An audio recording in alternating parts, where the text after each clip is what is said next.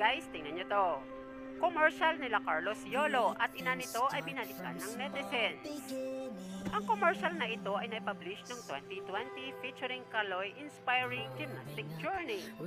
At sa commercial ay pinapakita ang throwback ng childhood ni Kaloy kung saan nakikita ang kanyang ina at ang kanyang determinasyon sa gymnastic at suportado siya nito.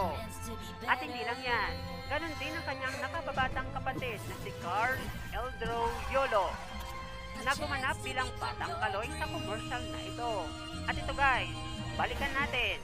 Huwag na natin patagalin pa, panoorin natin to.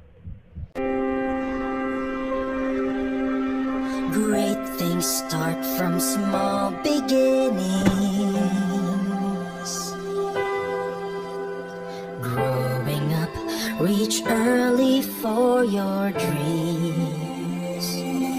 Face the day, there's a new challenge. A chance to be better